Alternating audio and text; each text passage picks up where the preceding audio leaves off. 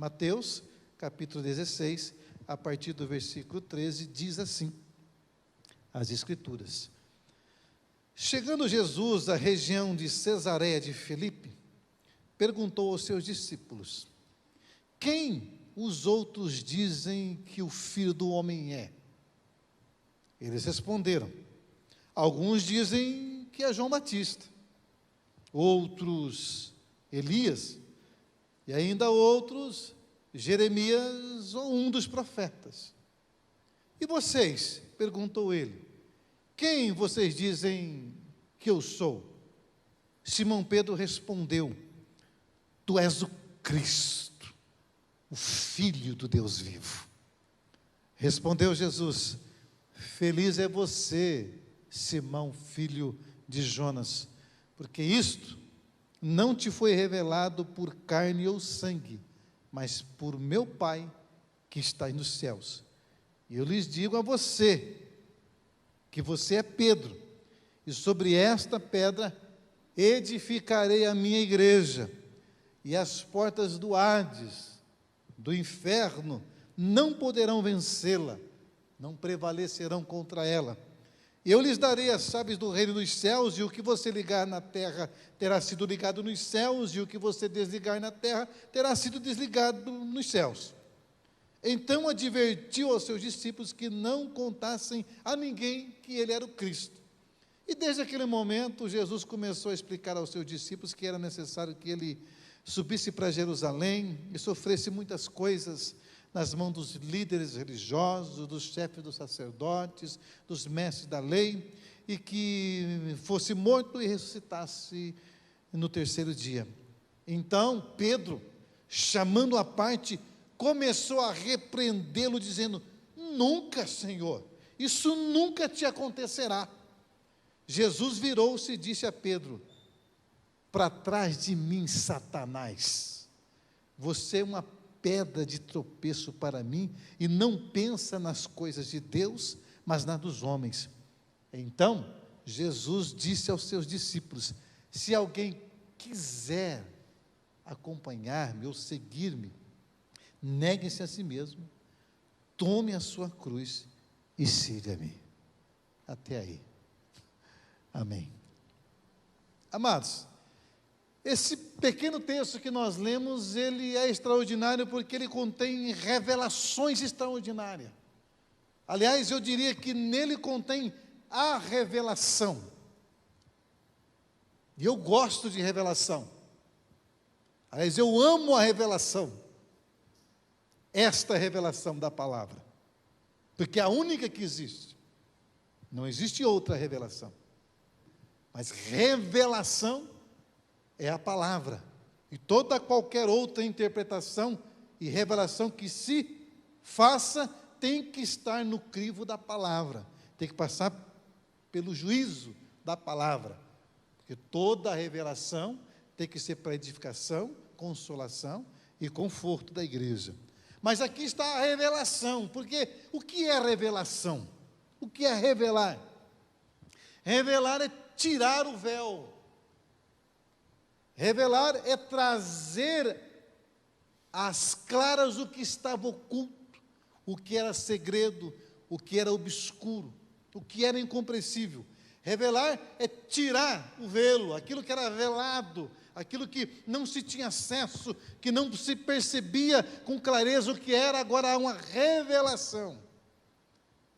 E aqui nós temos uma das grandes revelações de Jesus com relação a Ele e com relação ao ser humano. E é isso que eu quero falar com você nessa noite, sobre a revelação do Jesus do povo ao Cristo de Deus, do Jesus percebido por todo mundo para o Jesus que se revela exclusivamente, tu és o Cristo, o Filho do Deus vivo, do Jesus das compreensões de massa a o Jesus individual que mora no seu coração e no meu coração, do Jesus hereditário, do Jesus histórico, hollywoodiano, ao Jesus que se faz espírito e provoca mudanças no coração, na mente e na vida, por causa da revelação, e só por causa da revelação. Veja bem, amados, que Jesus está indo agora para a região da Cesareia de Filipe. Que lugar é esse? Ele está em Jerusalém, no sul, e agora vai para o norte. Vai lá para a fonte da nascente do Rio Jordão. Cesareia de Filipe é uma cidade construída por Herodes Filipe, em homenagem ao César, ao imperador romano. Diferentemente da Cesareia mediterrânea, que foi construída por Herodes o Grande, também em homenagem ao César. Agora o Herodes Filipe constrói essa cidade. É o centro do paganismo dentro da nação de Israel. Se você olhar o Antigo Testamento, você vai perceber que naquele local onde se ficavam os grandes altares, os grandes templos de ídolos, o lugar menos espiritualístico, espiritual e sagrado possível na concepção de um judeu. Era lá, no norte de Israel. Aí Jesus indo para lá com seus discípulos é que traz tamanha revelação. Por que ele não ficou no centro de convergência do judaísmo, que era Jerusalém? Por que ele não escolheu o templo para se levantar num dia de sábado e ali se revelar como Cristo de Deus? Não, ele foi lá para o meio dos pagãos. Foi lá para o meio daqueles que não conheciam Deus. Porque igreja só é igreja nesses lugares. Porque ser igreja, ser discípulo só faz sentido se for fora. Aqui dentro é simples. Aí ele, indo a Cesareia de Filipe, ele faz esse apanhado, essa pergunta. Antes, no início do capítulo 16, ele faz duas advertências interessantes, com relação àqueles que querem seguir Jesus, com relação àqueles que se dizem, eu sou da igreja de Jesus, eu sou cristão. E essa noite eu quero saber se de fato nós somos cristãos, se de fato nós somos seguidores de Jesus, se nós vamos passar pelo crivo de que se nós recebemos essa revelação, o que Jesus é para nós, ou nós somos apenas denominadamente cristãos, evangélicos, pentecostais, tradicionais, carismáticos, não carismáticos, enfim, tem nomenclatura para tudo. Antes, os saduceus e os fariseus queriam colocá-lo à prova. Aí ele caminhando, ele falou, cuidado com o fermento dos fariseus e dos saduceus. O que é isso, fermento? Os discípulos até acharam que é porque eles não tinham esquecido de levar pão.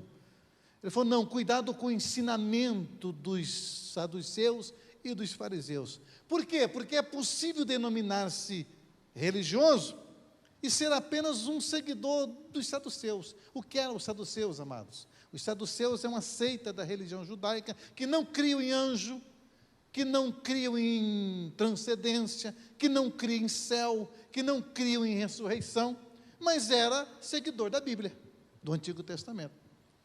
O saduceu é aquele cético, aquele que está mais preocupado com as implicações políticas da nação de Israel. É o povo que fazia, o saduceu era essa faceta da religião judaica em que negociava com Roma, que negociava com o Sinédrio, que estava preocupado com o conforto, que estava preocupado com os acordos políticos para que, de fato, o sistema religioso deles mantivesse.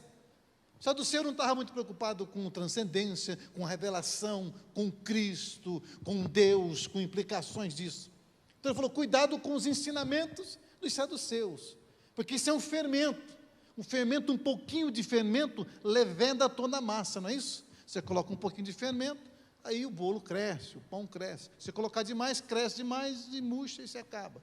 Mas um pouquinho só de fermento faz com que o todo seja transformado. O que ele está dizendo é que um pouquinho do ensinamento do saduceu pode comprometer o estado da massa. Cuidado. É o que nós vemos hoje. Fermento de saduceu. O pessoal preocupado mais com política. Pastoraiado envolvido com política. Ainda mais ano eleitoral. Você vai ver se daqui... Quando é que começa? Acho que agosto começa a campanha. Agosto, né? Você vai ver se não vai ter político querendo vir aqui nesse púlpito. Subir aqui. E se eu sou religioso saduceu, eu vou dar um jeito de trazer, porque o importante é estar junto, é estar perto, é ir para as mídias defender o seu ídolo, o seu político preferido, etc. O reino de Deus não é disso. É preciso disso. É necessário, mas o reino de Deus não é isso. Cuidado com o fermento dos saduceus. Aí Jesus fala, cuidado com o fermento dos fariseus. Ele está caminhando com os discípulos falando isso. Olha, eu estou levando vocês para o norte para fazer uma revelação extraordinária de quem sou eu e fundar a minha igreja. Então vocês percebam que nessa caminhada, cuidado com isso. Cuidado com o fermento, com o ensinamento, com a doutrina dos fariseus. Quem são os fariseus? Fariseus são o pessoal da lei, do zelo, do detalhe. Olha, não corte o cabelo, não use calça, não pinte o cabelo dessa cor, não faça isso, não faça aquilo. Isso aqui pode trabalhar no sábado, isso aqui não pode. O que eu faço, o que eu não faço? Tem que dar o dízimo de tudo, dízimo do bruto, do líquido, do atrasado, a primícia, não sei o quê. Essa coisa da religião, essa máquina, eles estavam preocupados com um detalhezinho. Eles estavam tão preocupados com o detalhe que eles costumavam, inclusive, exteriorizar a sua espiritualidade. Oravam nas ruas, tocavam trombeta quando dava esmola. Ou seja, é esse tipo da religião exibicionista que nós já aprendemos aqui. Ele está falando, cuidado, que se vocês ficarem no extremo dos saduceus que não creem em nada, de repente vocês podem cair no outro extremo, que é do fariseu, de achar que servir a Deus é externalizar apenas comportamentos, ritos, liturgias, e enfim, vocês ficarem cuidado com a aparência, sendo que na verdade, por dentro de vocês não são isso que pretendem e que dizem ser. Aí nesse contexto, eu só estou te passando o contexto, é onde ele chega nesse momento que ele está indo e faz essa pergunta extraordinária, aonde nós aprendemos que existe um Jesus. Aliás, existem vários Jesuses. Tem vários Jesuses aí que cada um tem seu Jesus. Ele pergunta, o que dizem os homens ser o filho do homem? Ou seja, quem é que eu sou na boca do povão? Pergunta para os discípulos. Falou, uns dizem que o senhor é Elias. Que afinal de contas, Elias é o cara do fogo. O cara ora, desce fogo, consome a lenha, consome o altar, mata profeta, né? Lembra? Mata profeta e já ora para os céus, para de chover, daqui a pouco ora e chove de novo. Então, o pessoal está dizendo que o senhor é esse Elias aí. Porque o senhor tem um jeitão de autoritário, de poderoso, o senhor faz uns milagres interessantes. Então existe um Jesus à moda de Elias. E tem mesmo. Para muitos de nós, Jesus é um Elias. É um Elias que faz fogo cair do céu e queima o inimigo. Que a gente tem até general. O nosso general é Cristo. Eu não tenho general, não. Quem tinha general era o povo de Israel. Eu tenho agora o Messias. Mas é o Deus do fogo. O Senhor manda fogo para queimar o meu inimigo. Meu inimigo. O patrão meu está me abusando. Então que o Senhor possa queimar o equipamento dele para ele sentir a falta que eu tenho, a falta que eu faço, etc. Esse Deus da vingança, né? Daquele que te viu passar na prova e não te ajudou. E esse negócio aí. A tua vitória vai ter sabor não sei do que, etc. De mel. Esse Deus poderosíssimo, esse Deus da batalha, forte. Me parece que é um Jesus diferente. Não se enquadra muito. Aí ele continua dizendo, é um dos Jesuses, né? Outros dizem que o Senhor é o João Batista. Mas João Batista é o profeta. É o camarada que chama de raça de víbora. É aquele Jesus que parece mais um promotor de justiça. Aquele que acusa. Promotoria fazendo acusação. Advogado de acusação, né? Do diabo, né? Porque existe um Jesus por aí que só acusa. Que olha para você com o dedo esticado. Tá vendo, irmã? Tá vendo, irmão? Você não veio ensaiar? Foi lá no sítio comer churrasco? Aquele Jesus que você fica até com medo dele. Dia de ceia, então você nem participa da ceia, porque o pastor já faz aquele discurso de, se você pensou nisso, você já está no inferno. É uma faceta de Jesus. Essa é a compreensão que o pessoal tinha de Jesus. O João Batista que chegava, eu dou de cara mesmo no Herodes, né? Dou de dedo na cara desse camarada aí que está tendo problema com a cunhada, e a cabeça rodou. Né? Porque às vezes a gente quer ser acima, e depois quando a cabeça roda, aí a gente reclama. É uma faceta, é um Jesus diferente. É um Jesus que é agradável para alguns, porque depende muito do nosso temperamento.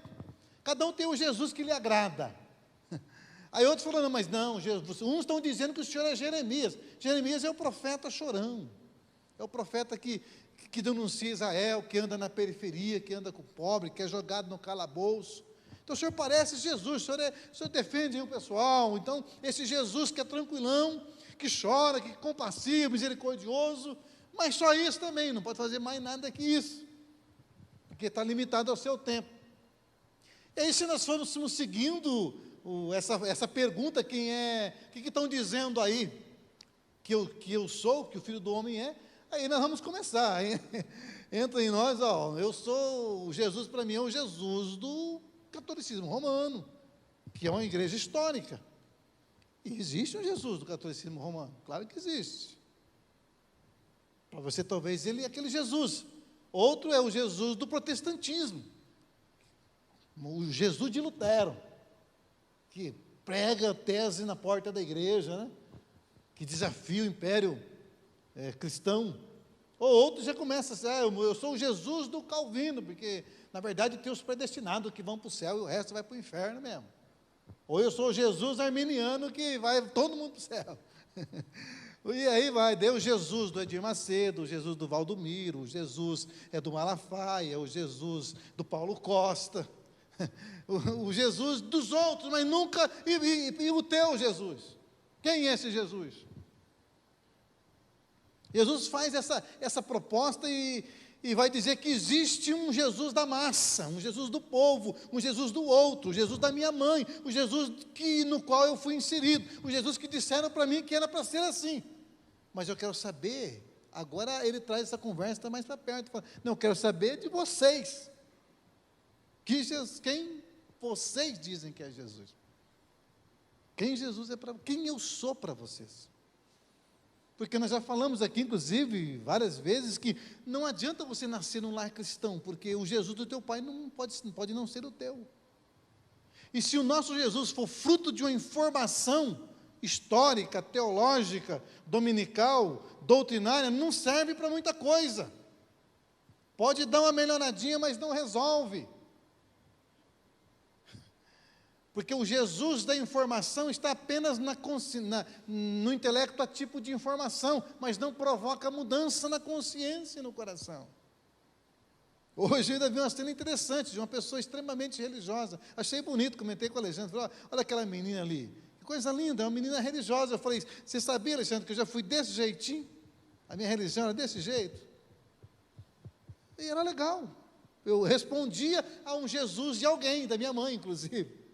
Ok, a informação é bonita, me fez ter princípios, mas não mudou minha vida, eu preciso saber quem é Jesus, para mim.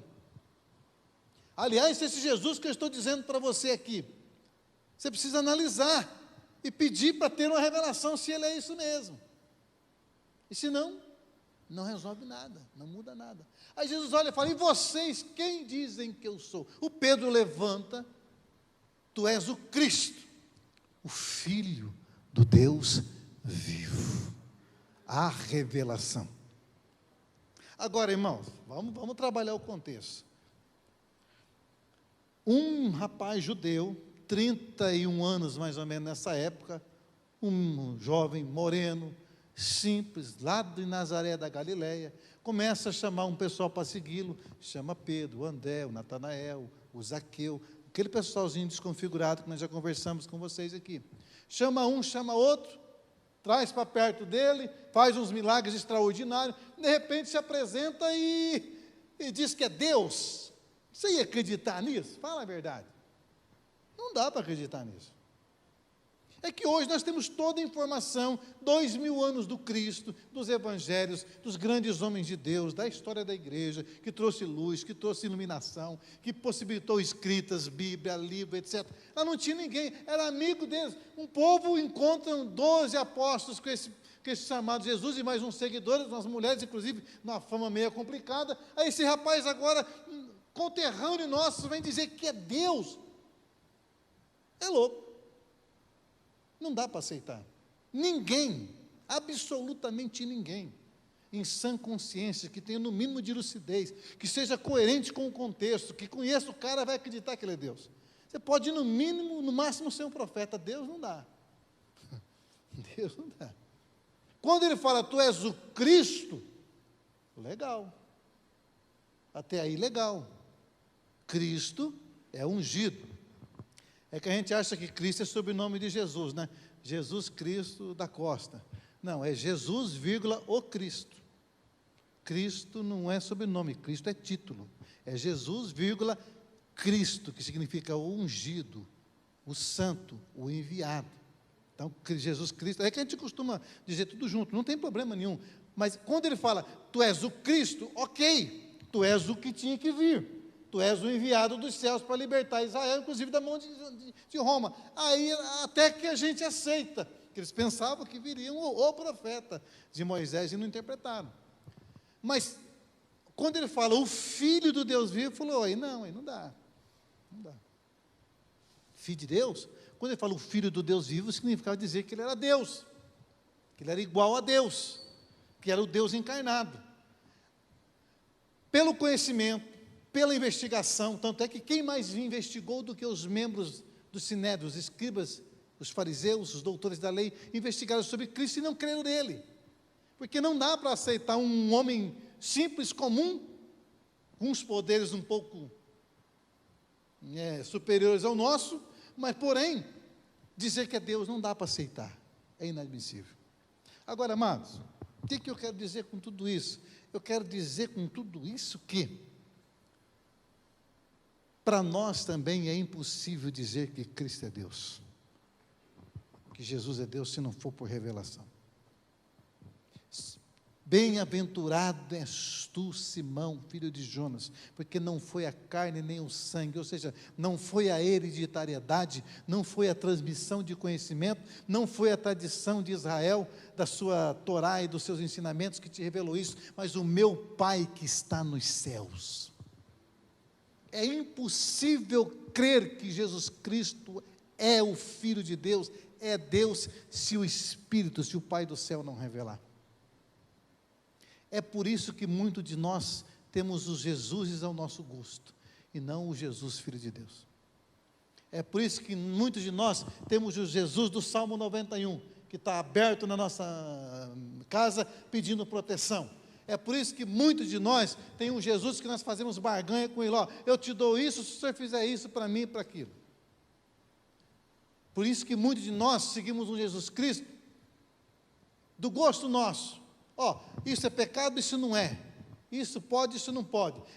Muitos de nós seguimos um Jesus, amado, um Jesus que satisfaça o nosso ego, mas não o Filho de Deus, porque o Filho de Deus só consegue seguir, reconhecer quem teve a revelação do céu.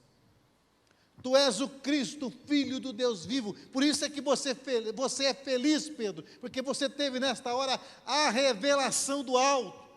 Porque o pessoal aí, o povão, está achando que é Elias, que é João Batista, que é Jeremias, ou que é um dos profetas. Ou seja, para mim, Jesus, o povo está dizendo que para eles não importa quem o Senhor seja, contanto que o que o Senhor seja o que eu quero que o Senhor seja. É o Jesus do meu gosto. É o Jesus que é o meu servo. É o Jesus que eu determino. É o Jesus que eu dou palavra profética, que ele é obrigado a fazer. É o Jesus que eu marco o culto para ele operar na minha igreja. Que é eu que mando nele, a agenda não é dele, é minha. Mas se ele quiser operar na casa do camarada, não, o senhor vai operar na igreja, no domingo, para eu ficar famoso. Esse é um dos Jesuses, a tua forma. Alá vão ter. Mas não o Filho do Deus vivo. Oh, querido, tu és o Cristo, Filho do Deus vivo. Isso muda toda a vida. Essa revelação impregnada na nossa mente, no nosso coração, transforma a nossa forma de ver Deus. Essa revelação de que que Jesus Cristo é o Filho do Deus vivo, elimina de mim toda e qualquer divindade pagã. Essa revelação de que Jesus Cristo é o Filho do Deus, significa fazer compreender que Jesus é suficiente na minha vida, fazendo o que eu preciso ou não fazendo, porque na verdade eu não preciso, mais do que aquilo que Ele faz. Esse Jesus Cristo Filho de Deus vivo, essa consciência tão clara, que é por revelação, em que eu me satisfaço em Deus, em que Deus sempre terá razão. Tu és o Cristo, Filho do Deus vivo, é entender que todas as equações foram resolvidas, que todas as perguntas foram respondidas, e que mesmo diante da prova, da dor, da dificuldade, eu continuo crendo, firme, mas não questionando, mas não indagando. Tu és o Cristo, Filho do Deus vivo. Se o Senhor é Deus, quem sou eu para dizer algo para ti? É por isso que o próprio Eclesiastes diz que quando nós nos colocássemos na presença de Deus, que fosse poucas as nossas palavras, porque tu estás no céu e eu na terra, ou seja, eu sou o verme. Eu sou nada diante de Deus. Tu és o Cristo, Filho do Deus vivo, essa compreensão de que tudo já foi consumado, que todo o respaldo do seu amor, da sua graça, do seu perdão, é fruto do seu amor, é fruto da sua iniciativa. Eu apenas me rendo, alegro, por isso que diz, você é feliz, Pedro, tu és bem-aventurado, tu és feliz e bem-aventurado, porque essa revelação veio do céu para você. A felicidade verdadeira está em compreender que Jesus Cristo é o Filho de Deus, é o Deus verdadeiro. Aleluia. Ah, amados, isso enche meu coração de alegria e de um temor, de um tremor. Isso elimina qualquer iniciativa da religião. Por isso que vocês percebem que eu tento eliminar o máximo de religião aqui, de coisas, de objetos. Aqui só tem um mínimo, que é para tocar, que é para apoiar a Bíblia. Aqui não tem caixinha de oração, não tem arca de aliança, não tem candelabro, não tem véu, não tem nada. Não tem unção, não tem sal grosso, aqui não tem nada, porque se o Espírito não nos revelar, vira o quê? Vira religião, vira um Jesus ao teu gosto. Tu és o Cristo, Filho do Deus vivo. Eu falando a mensagem, pode ser que o Espírito Santo pegue essa palavra e transforme essa palavra em verdade. E a verdade liberta, porque a verdade que liberta não é um texto, a verdade que liberta é uma pessoa, ele chama Jesus Cristo de Nazaré. Quem é Jesus para você? A qual Jesus você está seguindo? Meu querido, depois nós continuamos, a outra revelação que tem nesse texto, eu vou falar domingo que vem. Quem dizem os homens ser o Filho do Homem? E vocês quem dizem? Essa fala, a partir dela que ele funda a igreja, tá? Domingo a gente fala sobre a fundação da igreja. Tu és Pedro, e sobre esta pedra edificarei a minha igreja. Tu és o Cristo, Filho do Deus vivo, é o alicerce sólido, aonde nós podemos fincar a nossa vida. Saber que Jesus é Deus, é a certeza de que permaneceremos em pé. Escute, que permaneceremos em pé, mesmo no dia mau. Nós passamos pelos dias maus aqui, e estamos de pé porque nós firmamos a nossa fé em Cristo Jesus. Oh, aleluia. A minha oração é que você receba essa revelação do Espírito. Eu não posso fazer isso por você. Não posso fazer. Não adianta eu te batizar.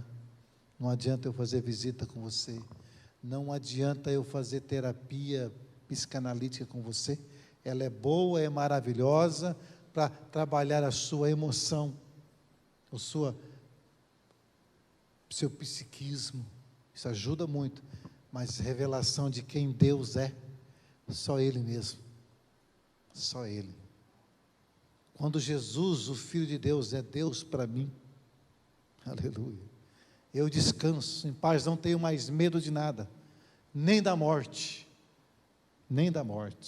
porque a morte não existe mais. Ele é Cristo em mim, aleluia.